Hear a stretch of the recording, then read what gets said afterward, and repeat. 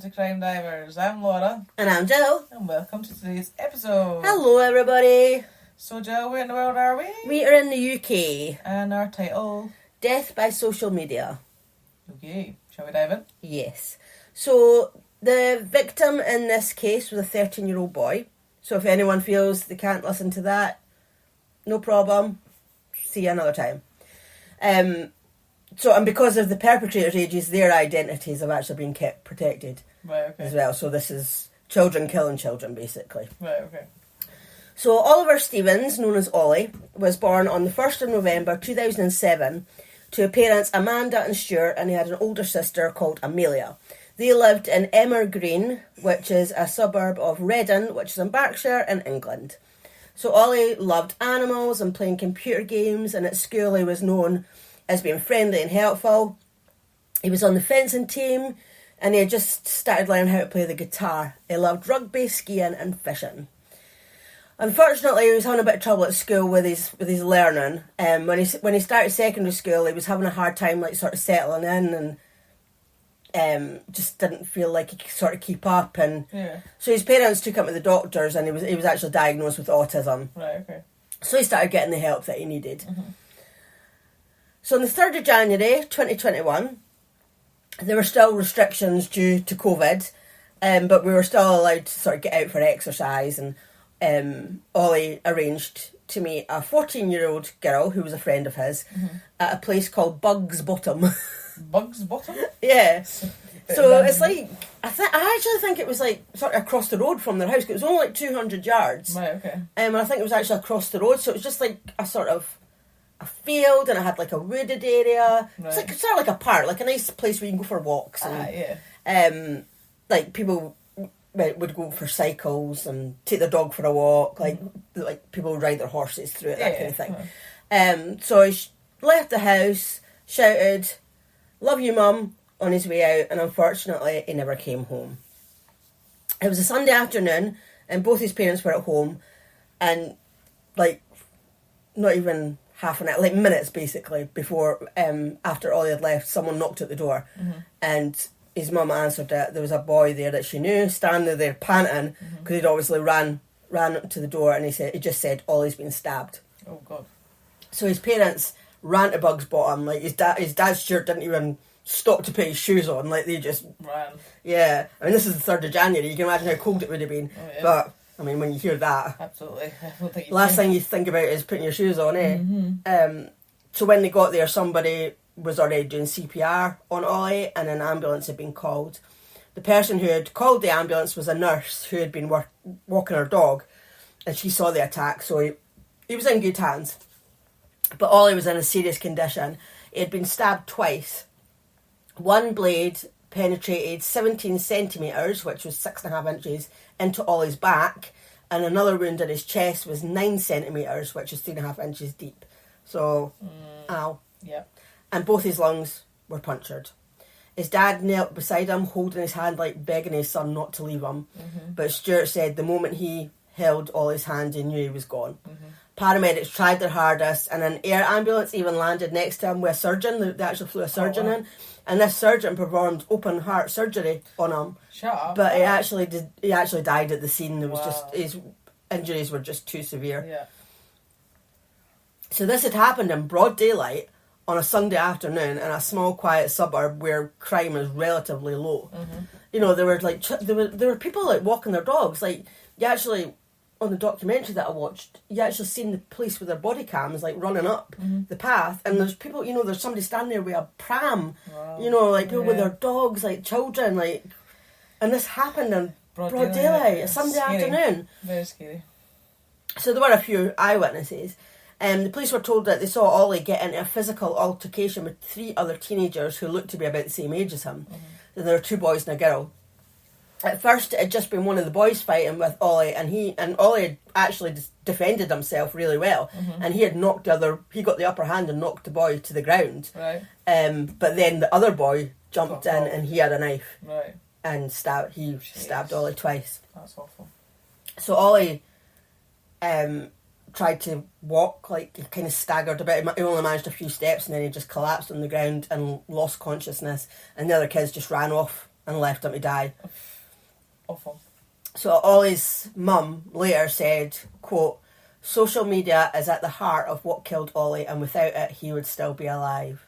Which, that's really scary, thinking that the reason, obviously I'm going to get into it, but just to say that if it wasn't for social media, her son would still be alive. That's the problem though with social media. I said, I mean, there's a lot of positives, but there's definitely a lot of negatives to do with social media. Like, it's just too easy to say things to people, you know, to manipulate people, bullies, videos, people videoing everywhere, stuff being online instantly.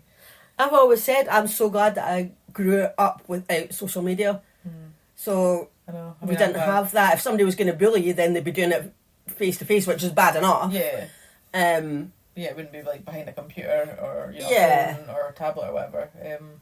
And like, you know, loads of people wouldn't see it instantly. You know, so it is the very dark side of social media. Yeah. So Ollie had been given a phone in his last year of primary school. His parents were a bit wary of him getting one. Sorry. But Ollie said that he wanted to be able to walk home from school with a friend instead of being picked up by his parents. So they decided to get him a phone so that they could track him and just to give them peace of mind that he could contact them if he got in any kind of difficulty. Yeah. So he loved making dancing videos, like silly videos on his phone. His friend said he always had his phone on him and he would make silly videos because he just wanted to make everyone laugh. They also said that it was so fun to be around and people just liked him. He was very extroverted and he really didn't care what other people thought of him. And one of his friends said that she didn't think that anyone could dislike Ollie. He was just such a lovely guy. As soon as the investigation started, detectives were knocking on doors and collecting as much information and potential video footage as possible to try and work out who was responsible for Ollie's murder. Ollie's sister, Amelia, she put a post on her Facebook saying, "If anyone knows what happened to my brother, please DM me." And she was overwhelmed with the amount of responses that she got. Like, people were saying how sorry they were. Some were saying, like, them and their mates were trying to figure out who could have done it. And social media just went crazy and everyone was, like, trying to piece together what had happened so that they could send it to the police. And the police were actually quite overwhelmed with the amount of sort of digital evidence that they got, because they were like, I think, well, it's still relatively new. I know now we've kind of had it for a while, but you know, like back in the old days, you know, they didn't have so much. You wouldn't get all the video evidence and data from phones and all that kind of stuff. It's a new way for them to gather evidence, isn't it? Yeah. They spoke to a woman who was walking her dog about 3:30 that Sunday afternoon. She said that she saw a group of youth standing near the woods and it seemed slightly unusual. Because these kids looked to be about the same age as Ollie, it was thought that Ollie could well know these people who had done this. So of course there was a lot of rumours going about, people saying that they thought they knew who had stabbed Ollie, but the same names did keep coming up. Right, okay. So I watched a documentary called The Murder of Ollie Stevens, and these names that everyone referred to were Jess, Dan and Jack. So because the perpetrators' identities were protected, I'm assuming these are just made-up names. These are their actual names. Their actual names. So I'm going to use them as well because it's obviously easier than saying this boy and that boy. And, you know, so I am going to use those names. So people were sending photos of Dan and Jack to Ollie's sister, but she was like, I don't know who they are. I've never seen them before. But one of Ollie's friends said that Jack was friends with people that she knew, and he seemed like a funny person, he seemed like a nice enough guy. But Dan, she was a bit wary of because she'd heard things about him, and she referred to him as unhinged, as she'd seen like videos of him like with knives and things like that. Ollie's dad, Stuart, he said that he knew of Jack and Dan, and Ollie did know them because that's how he knew them, because through conversations with Ollie. So always, you know, Ollie had obviously talked about Jack and Dan. And from what Stuart had gathered, these two kids were on a mission to become gangsters. You know, they would wear dark clothing, they would go about with their face covered with balaclavas and their hoods up, and you know, but they're children. These kids are 13 and 14. These two boys. Yeah, like honestly, the kids. They just try to be clever and smart and want to be like the big men, and you know, sometimes it's just so cringy though when you see them walking around, because you do see even now, like, kids walking around with hands down their trousers, hoods up, just so, like, want to be something, and I'm like, really? You're Look at the state of you. Aye, like, you're kind of just a bit embarrassing, if I'm honest. I know you're embarrassing yourself. You seem to think they're cool and all that, and it's like, nah, you're not really that cool. And they're guaranteed the majority of these kids are going to look back when they're older and go, what was I thinking? Well, I think we've all done that at one point. Cause I certainly have looked back and thought to myself, really? I was acted like that? Or yeah, I did that? I mean, I know, like, when you're growing up and stuff like that, you don't have the... You know, you haven't grown up enough maybe to sort of realise how stupid you're doing something. You just like think that that's like cool at the time, and you know, maybe looking back it wasn't quite as as cool as you thought. No, and these people obviously weren't cool. No. So Ollie, he had been scared to go to high school. There was an incident where his older sister had been bullied, and they tried to push her down the stairs so that they could film it and put it on social media. So their parents had informed the police as they were scared for her safety. So of course Ollie saw all this, you know, and heard all this, and it really frightened him, because he was like, well, his big sister was being bullied, what was going to happen to him? And like, he wouldn't have anybody to protect. He's not even got his big sister to protect him, like at school. So he went on social media and he made friends with boys a bit older than him, right, and boys that you wouldn't want to mess with, because he wanted to feel safer and protected at school. Right. And he did change a bit, obviously, you know, to try and fit in with these older kids. And his sister said that sometimes, like, he would post things online and she would just think, that's not Ollie, you know. No. And it was scary for her, because, like, he was so young and so easily influenced. And he never, I mean, I think part of, to do with his autism, like, he never, like, thought of the dangers that he was putting himself in, you know. He wasn't so aware, and he just got like pulled in. Yeah. And about 6 months before the murder, Ollie had his bike stolen, and Jack had phoned him one day and told him he was to take the money to a certain place and he would get his money back, get his bike back. And Ollie's dad actually was next to him, and he's like, "What the hell?" So he took the phone off Ollie, and he was like, "Just stay away from my son, you know." Like, what's going on if he's having to take money to go and get his bike back? Well, exactly. Like, why should he have to pay to get his bike back? And it just sounded dodgy, of course. And Ollie's auntie later told his mum that Ollie had told her that he was in a gang. Right. And to me, the fact that he told his auntie that means that he knew that he was getting involved with the wrong crowd. Yeah.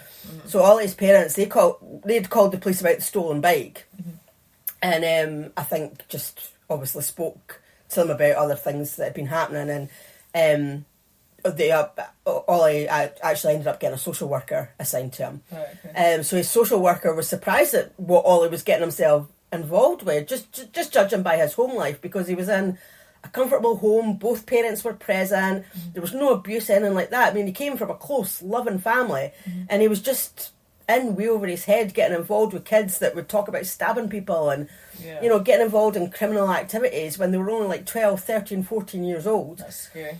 And it is understandable how Ollie got mixed up in this, though, because he was vulnerable. And as I said before, he was scared about going to high school, and gangs are going to take advantage of that. Of course they are. And, you know, Ollie's social worker said, quote, "When a gang wants to bring someone into their clutches, they're going to groom the individual. It could just be doing favours for them, protecting them, saying, anyone troubling you?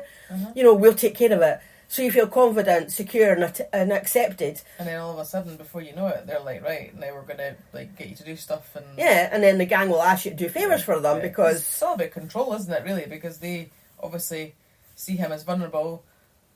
They'll do a few little things and then that's it, they want to control him. So, you know, because they well, I've stuck up for you there, or I've done this for you, so then always going to be like, oh, well, I owe them something, you know, I've got to do that. So You took the words out of the social worker's mouth, because I was in the middle of a quote there. Oh, were you? Sorry. I did say quote. Oh, did I didn't hear you say that. But I just thought I'll just let her go. But yeah, I mean... Quote. Right, okay, I'll start again, okay, with the quote. "When a gang wants to bring someone into their clutches, they're going to groom the individual. It could just be doing favours for them, protecting them, saying, anyone troubling you, we'll take care of it. So you feel confident, secure and accepted. And then the gang will ask you to do favours for them because, you know, you owe us now. And so the young person will feel obliged to actually do the favour." So as I said, it's totally understandable that Ollie was scared of going to high school, and now he had friends who would protect him. He was in a gang, these people were going to protect him. But one day the gang had even sent Ollie to London on the train to buy a machete from someone. Okay. This someone was an adult. He was a man. Right. And Ollie was just a child. And he met the guy, took out the money to give to the man, and the man just took the money and then punched Ollie in the face and then walked off without giving him the machete. So that poor kid must have been absolutely terrified. Mm-hmm. So that's just to give you an idea of the kind of people that he had been mixing with. Then if you kind of just, not that, anybody should have been doing that, but the fact that the gang members have got this kid to go along to an adult, I mean, surely did they not think there was a chance that the adult was clearly too much for him and would not give him what he was going for? A lot of these people in the gang are kids.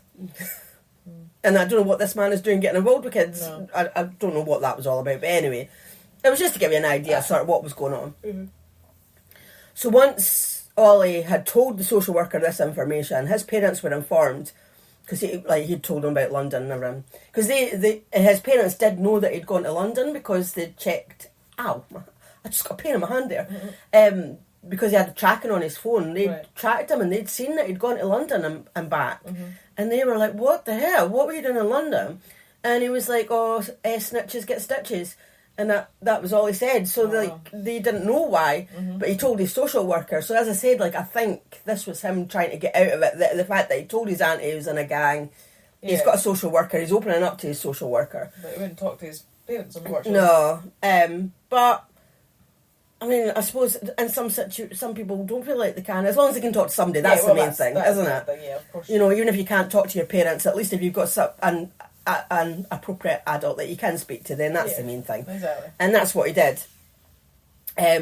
So once his parents knew what was going on, they told him, he was like, look, you have to stay away from these kids. And he did, and he pulled away from them. Mm-hmm. So they were hopeful that everyone would be okay, because I can't imagine how much anxiety and stress they must have had during that time, like your child being in a gang. Yeah, exactly.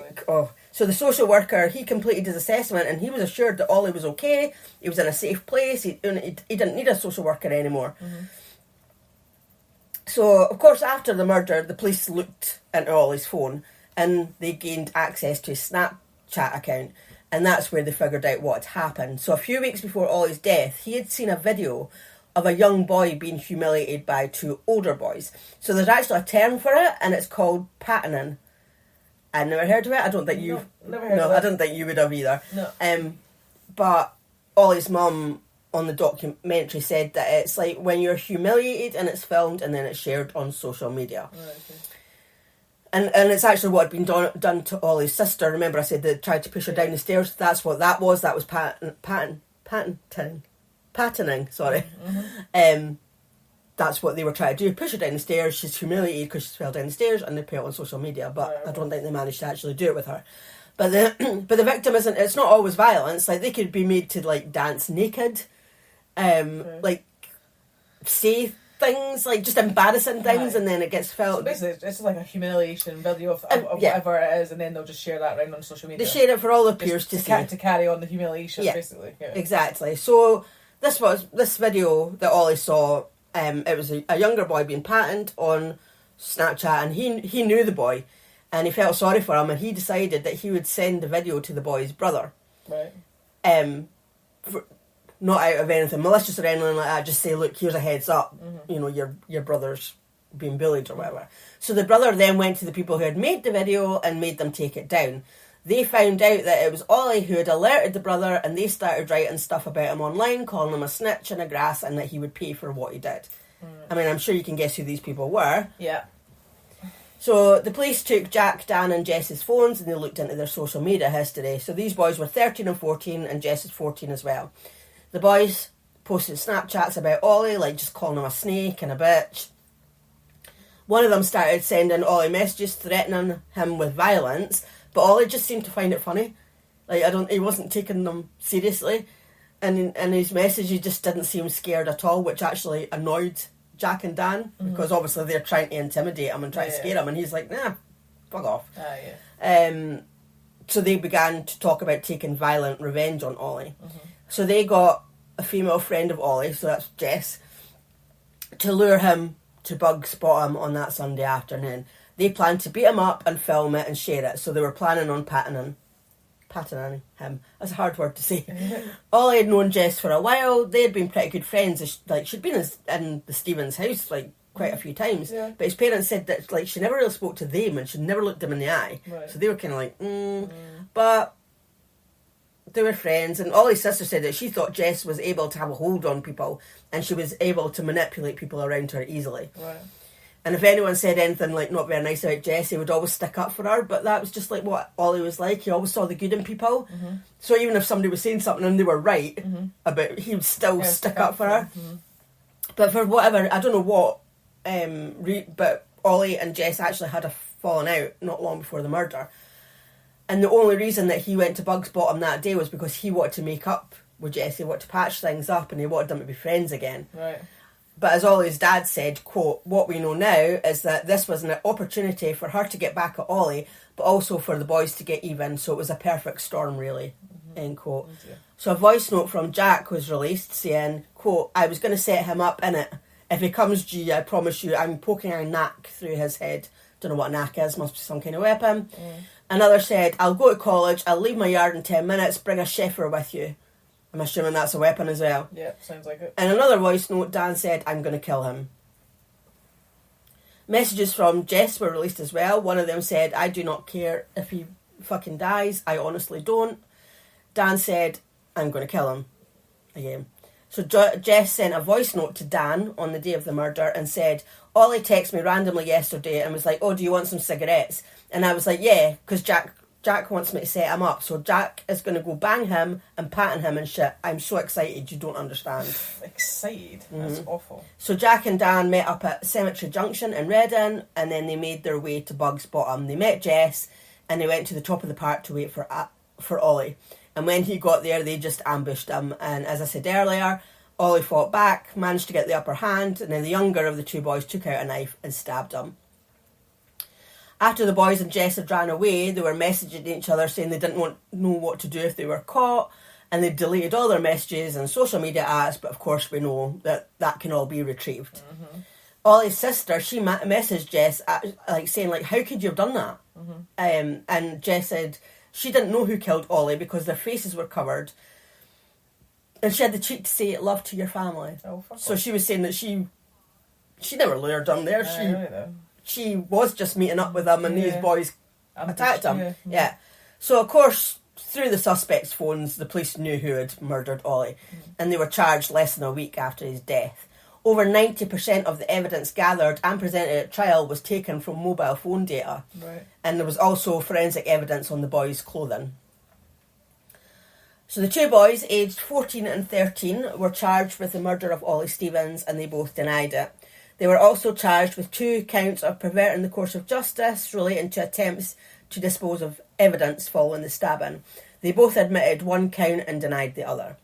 The 14-year-old girl was charged with manslaughter for luring him to Bugs Bottom and to perverting the course of justice for deleting and incriminating data from her phone. She pleaded guilty to both offences. So on the 26th of July 2021, both boys were convicted of murder. The older boy was also convicted of perverting the course of justice, but the younger boy was acquitted of that charge. On the 24th of September 2021, both boys were sentenced to be detained at Her Majesty's pleasure, which of course is now at His Majesty's pleasure. Meaning that their sentence is undetermined, so that means they will periodically be reviewed and released whenever officials are satisfied that there's been a significant change in the offender's attitude and behaviour. But they did get a minimum of 13 years. A minimum of 13 years for the younger boy and 12 years for the older boy. And the girl was sentenced to 3 years and 2 months. But in December that year, the Court of Appeal decided that the girl's sentence was too lenient and increased it to 5 years. So, quite right. Yeah, no, fair enough. And there was a tribute posted on the Thames Valley Police website on behalf of Ollie's family. So I'm just going to read that just before we finish up. And it said, our boy Ollie was born to us at 21:21 on the 1st of November 2007. He was taken officially from us at 5 p.m. on the 3rd of the 1st, 2021. He left our home on that fateful afternoon with love and laughter in his heart, with the hope of a bright, fun-filled future ahead of him. Within 13 minutes of leaving the safety of his loving home, Ollie had left us forever. 2 minutes was all it took to end him and cause us and our family catastrophic heartbreak. When I reached where Ollie fell, I gently held his hand, willing him to respond with the same love and devotion as I had on the day we met, the day he was born. Ollie was our boy. We raised him to the best of our ability. He was a huge character in and around our home, with his friends and at school. He made people laugh, he could dance with the best of them, and he gave his love freely.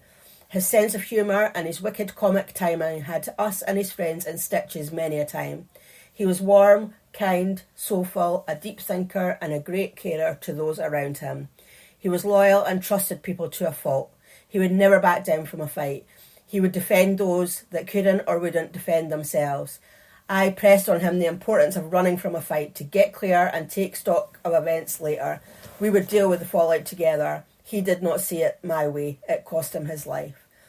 His autism and suspected PDA was never seen as a problem by us, just something we could all work together to understand, to overcome his fear of feeling different. Since moving to secondary school, he had found education and learning difficult, but he made up for this in so many other ways. We had just got him to understand autism was a gift, something that made him unique. We loved him for it and always will. We had put so much love, care, learning and understanding into Ollie over his 13 years that we hoped he would become a reflection of this in the many years to come. His friends and teachers have already confirmed that at such a young age he had more than excelled our expectations. The memories and stories we have of Ollie's short life have now become priceless treasures locked away in our hearts and minds forever. We are sad for the life not yet lived, for the friends he will never meet, for the travel he will never undertake and the journey he will never fulfil. Ollie missed the birth of his little cousin by 6 months. Upon hearing the news of an addition to the family on Christmas Day, Ollie was excited to meet her and was very excited at not being the baby of the family anymore. He would have loved to have held her. He would have looked after her with love, the same way in which he loved and held in high regard his sister. It was an honour to call him our son. We could not be prouder of the man he would have become. We loved his company, his smile, his laughter and his mind, but most of all, we miss his hugs. Gentle shoulder charge, love you mate. Today is a sad day. So many young lives and the lives of their families have been devastated by this callous and cold-hearted act. Knife crime needs to stop now. And on that... Yeah, I mean, there's nothing more to add to that. What a nice tribute, and yeah, I agree. Totally agree. So, thanks everybody for listening, and we'll see you next time. See ya.